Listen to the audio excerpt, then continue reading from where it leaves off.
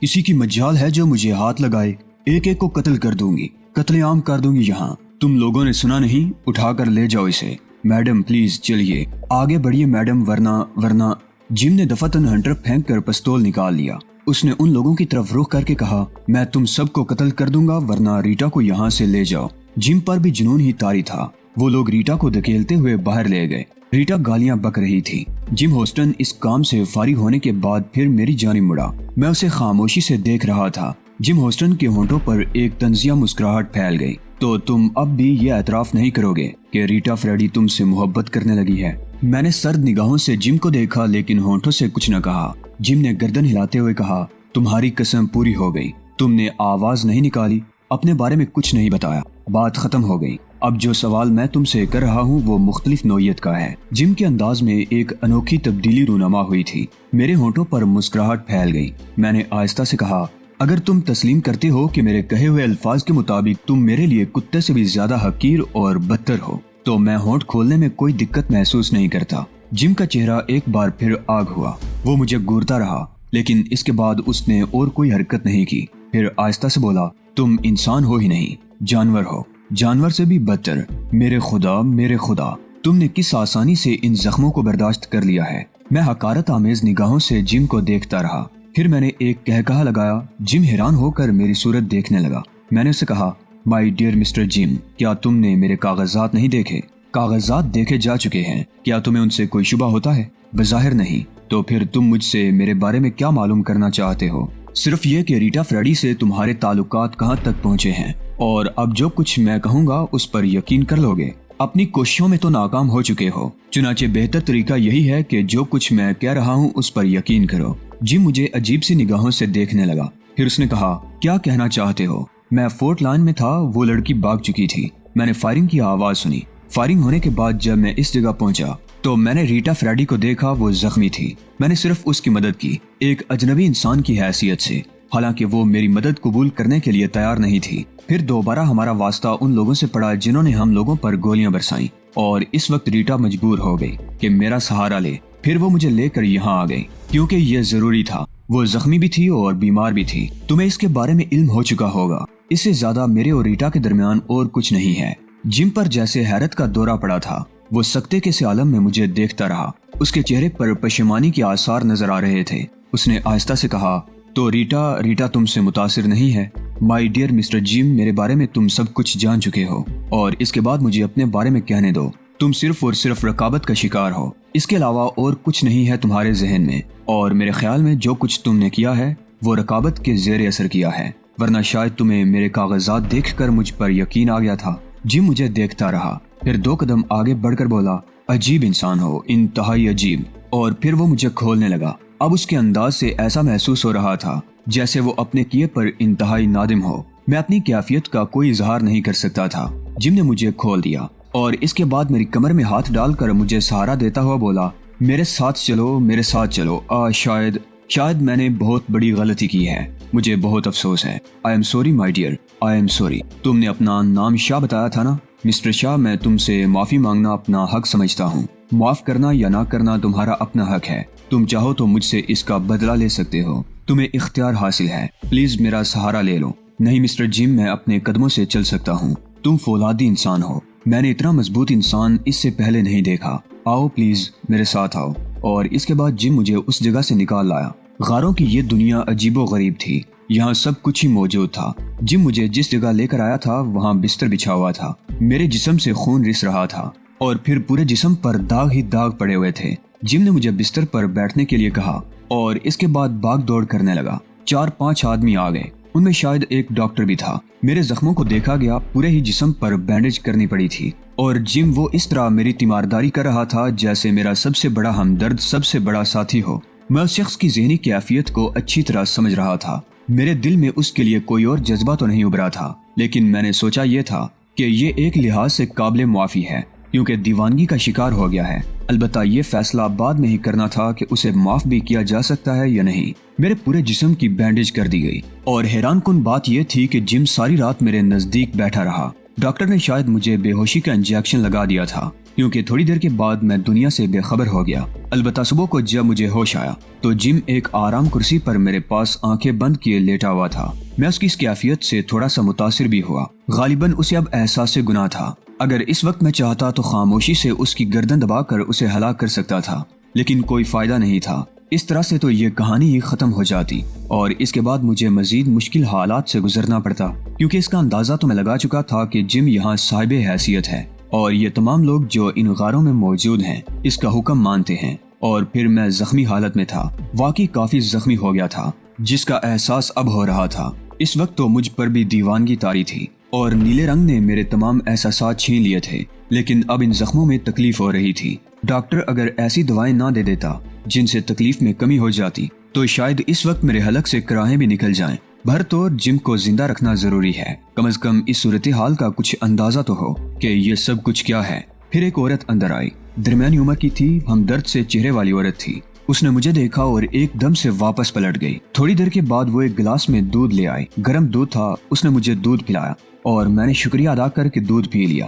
اس وقت اس کی ضرورت محسوس ہو رہی تھی۔ پھر میں نے آہستہ سے کہا، اگر ایک کپ چائے یا کافی مل جائے تو ابھی تھوڑی دیر کے بعد میں تمہیں ناشتہ دوں گی۔ ہم لوگوں کی گفتگو سے جم جاگ گیا اور ایک دم سنبھل کر بیٹھ گیا۔ اس نے عورت کو دیکھا اور بولا، کیا یہ بہتر حالت میں ہے؟ جی مسٹر جم، اب یہ بالکل ٹھیک ہے۔ میں نے اسے دودھ پلایا ہے اور یہ چائے یا کافی کی فرمائش کر رہا ہے۔ فوراً ناشتے کا بندوبست کرو۔ جم نے مستعدی سے کہا اور پھر میری طرف دیکھ کر بولا، مجھے 2 منٹ کی اجازت دو، منہ ہاتھ دھو۔ میں نے گردن ہلا دی۔ جم چلا گیا۔ میں مسکراتا رہا تھا۔ کیا ہی دلچسپ دشمن ہے، اس نے میرا یہ حال بنایا ہے کہ میرا جسم چور چور ہو چکا ہے اور غالباً کافی عرصے تک یہ زخم بہتر حالت میں نہیں آ سکیں گے، اور اس کے بعد یہی میرا سب سے بڑا تیماردار بن گیا ہے۔ لیکن اس وقت کسی قسم کی جذباتی کیفیت سے کام نہیں لیا جا سکتا، بلکہ جم کو بہت احتیاط کے ساتھ شیشے میں اتارنا تھا تاکہ آگے کے حالات بہتر ہوں۔ ریٹا فریڈی کے بارے میں بھی مجھے کچھ نہیں معلوم تھا کہ اس کی کیفیت کیا ہوئی۔ ویسے یہ میں اچھی طرح جانتا تھا کہ ریٹا فریڈی اس وقت جم سے بری طرح باغی ہو چکی ہے۔ یہ اندازہ بھی تھا کہ جم ریٹا فریڈی کو بہت زیادہ چاہتا ہے، ممکن ہے وہ بھی اسے اتنا ہی چاہتی ہو۔ ویسے اس تمام ساتھ کے دوران ریٹا فریڈی نے مجھ سے اظہار عشق نہیں کیا تھا اور نہ ہی اس کے انداز سے کوئی ایسی بات معلوم ہوتی تھی جس سے میں یہ محسوس کروں کہ وہ میری جانب متوجہ ہو گئی ہے۔ اور پھر یہ سب کچھ لمحاتی بات بھی نہیں ہوتی، اس میں خاصا وقت لگتا ہے۔ لیکن جم ہوسٹن اپنی محبت میں رقابت کا شکار ہو گیا۔ بڑی ہوشیاری سے یہ تمام معاملات ہینڈل کرنا پڑیں گے۔ مجھے نہ تو ان کی محبت سے کوئی دلچسپی تھی اور نہ ان لوگوں کی زندگی سے۔ البتہ یہ بات میرے لیے باعث غور تھی کہ یہ سب کچھ کیا ہے، مارٹن ہو کو کس نے قتل کیا، یہ سارا کیا چکر پھیلا ہوا ہے۔ ویسے واقعات کا اگر تجزیہ کرتا تو میرے ذہن میں بار بار جنون ابھرنے لگتا۔ آخر ان لوگوں نے مجھے کیا سمجھ رکھا ہے کہ مصیبتوں میں دھکیل دیتے ہیں اور انتظار کرتے ہیں اس بات کا کہ ان واقعات سے میں کوئی کہانی لے کر ان کے پاس پہنچوں اور وہ کامیابی کے ڈھول بجائیں۔ آئندہ میں کسی ایسے کیس کو اپنے ہاتھ میں نہیں لوں گا۔ یہ میرا اٹل فیصلہ تھا، بشرطے کہ یہاں سے زندگی کا کوئی راستہ نظر آ جائے۔ میں تو ہر بار ایسی ہی مصیبت میں پھنستا تھا کہ زندگی موت کا معاملہ آ پڑتا تھا۔ اس وقت بھی یہی کیفیت تھی۔ بڑے دلچسپ معاملات چل چکے تھے۔ جم تھوڑی دیر بعد واپس آیا تو اس کے پیچھے پیچھے 2 آدمی ناشتہ اٹھائے ہوئے تھے۔ اس وقت وہ بڑا محبت کرنے والا آدمی نظر آ رہا تھا۔ اس نے اپنے ہاتھ سے میرے لیے کافی بنائی اور بہت سی چیزیں میرے سامنے رکھ دی اور اصرار کر کے کھلاتا رہا۔ میں نے ہنستے ہوئے کہا، کیا میں تمہیں ذہنی طور پر درست انسان سمجھوں مسٹر جم ہوسٹن؟ اس وقت تمہیں اس بات کا اختیار ہے کہ یہ پستول لو اور اس کی تمام گولیاں میرے سینے میں اتار دو۔ میں وعدہ کرتا ہوں کہ اپنے تمام ساتھیوں سے یہ بات کہہ دوں گا کہ یہ فرمائش میں نے ہی تم سے کی تھی۔ مگر کیوں مائی ڈیئر مسٹر جم؟ تم جانتے ہو دوست، تم جان چکے ہو اور مجھے نہ جانے کیوں اس بات کا یقین آتا جا رہا ہے کہ میں غلط فہمی کا شکار تھا، لیکن ریٹا کی طرف سے نہیں، تمہاری طرف سے۔ کیا مطلب؟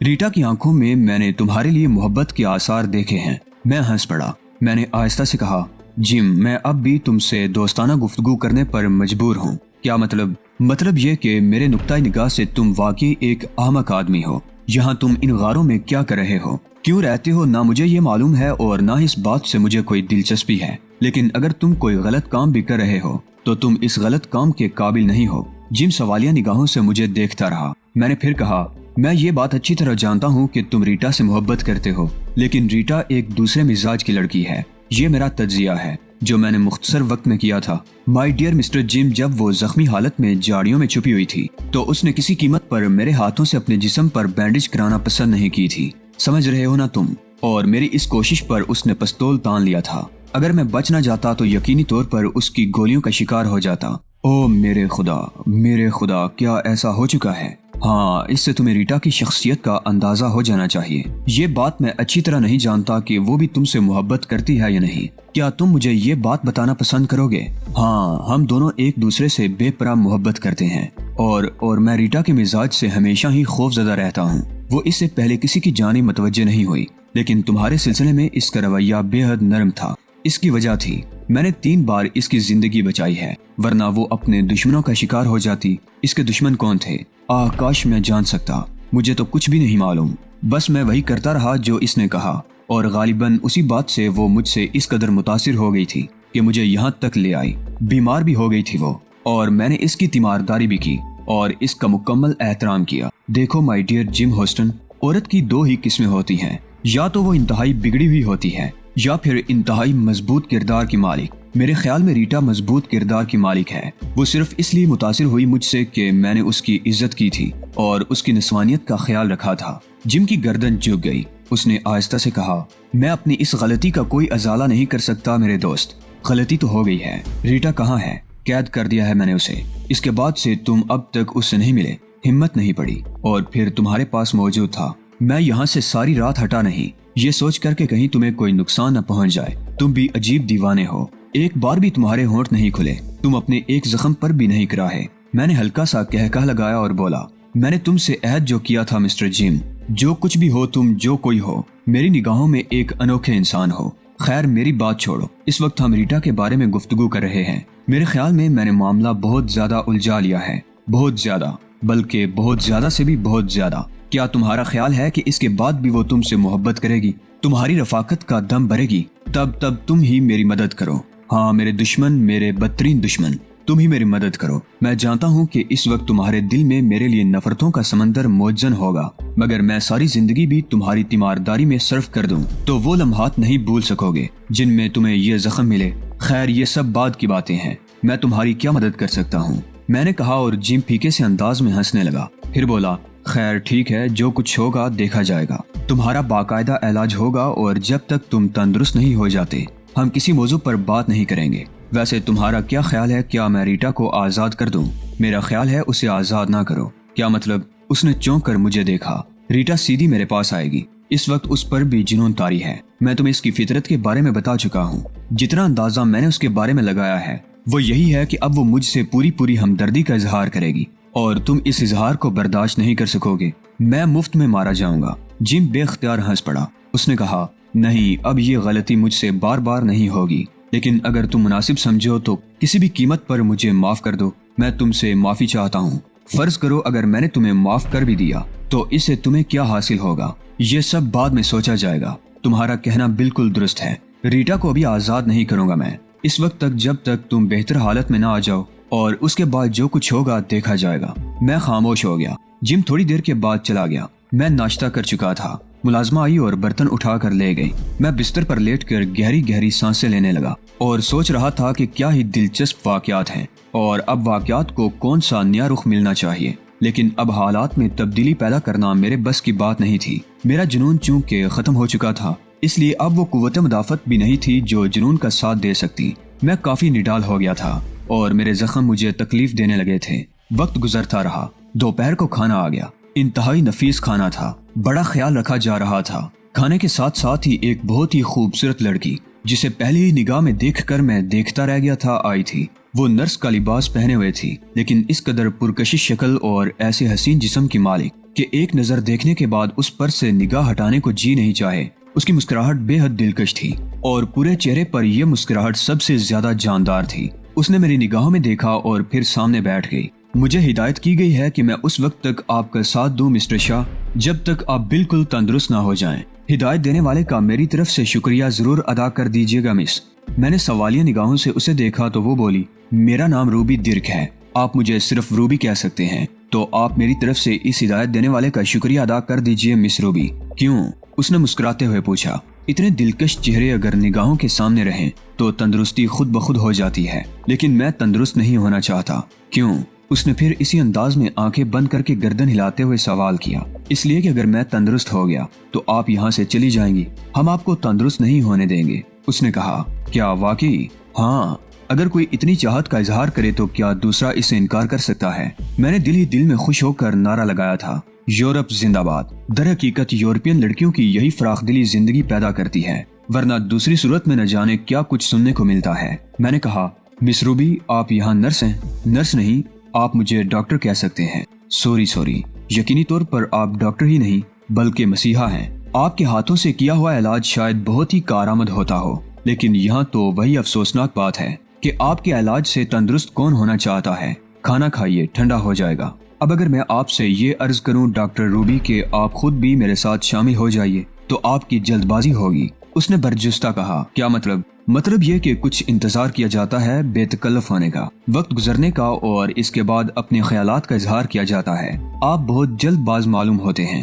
دل ہی دل میں نے سوچا اسے یہ بتا دیا جائے کہ ہاں، لڑکیوں کے معاملے میں واقعی بہت جلد باز ہوں، اور یہ سوچتا ہوں کہ اگلا قدم نہ جانے کیا ہو، اس لیے دل میں جو کچھ ہے فوراً ہی سامنے لے آیا جائے۔ بھر طور میں نے یہ ساری باتیں اس سے نہ کہیں۔